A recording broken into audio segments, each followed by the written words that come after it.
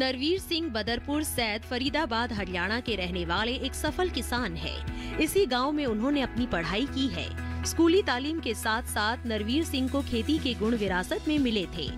इन्होंने बचपन से ही अपने पिता और स्थानीय किसानों को काम करते देखा था, जिससे उन्हें खेती के बारे में अच्छी जानकारी हासिल हो गई थी।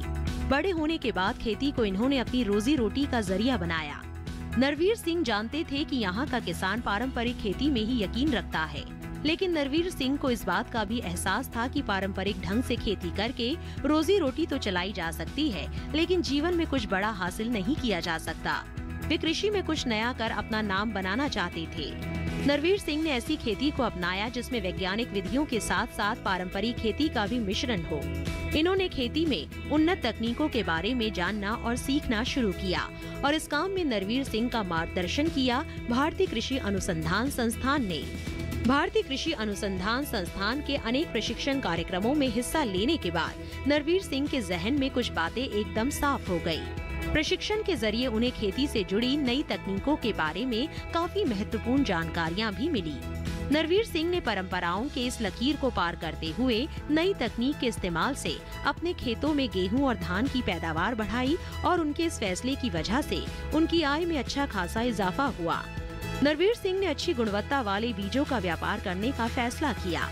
इसके पीछे यह अवधारणा थी कि किसानों को अच्छी गुणवत्ता वाली बीज उपलब्ध नहीं हो पाते थे और इसके पीछे दूसरा मकसद ये था कि इससे नरवीर सिंह की आय में भी इजाफा होता। लिहाजा नरवीर सिंह स्थानीय किसानों को तुलनात्मक रूप से सस्ते और अच्छी गुणवत्ता वाले बीज बेचने लगे।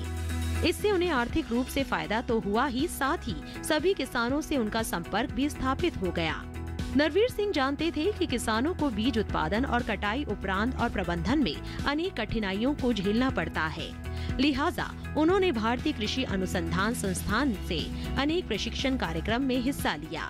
साथ ही इन्होंने जैव कीटनाशक पर अपने हुनर को निखारने के लिए प्रशिक्षण लिया। किसानों से लगातार संपर्क उनके बहुत काम आया। वे बाजार में भी अपने बीजों को बेचने लगे और अन्य किसानों को भी गुणवत्ता परक बीजों का इस्तेमाल कर अपनी फसलों का पैदावार बढ़ाने के लिए नए नए तरीके समझाने लगे। नरवीर सिंह ने किसानों की सशक्तिकरण की दिशा में पहला कदम उस वक्त उठाया जब उन्होंने आधुनिक कृषि रीतियों को अपनाने के लिए एक संस्था का गठन किया। वे संस्था के संस्थापक सदस्य हैं। आज नरवीर सिंह द्वारा देसी तकनीकों को अपनाकर गुणवत्ता वाली धान की खेती की जा रही है। इसमें रसायनों का प्रयोग बहुत कम किया जाता है। वे अपनी संस्था द्वारा दूसरे किसानों को अच्छी गुणवत्ता वाली पैदावार की सलाह देते हैं।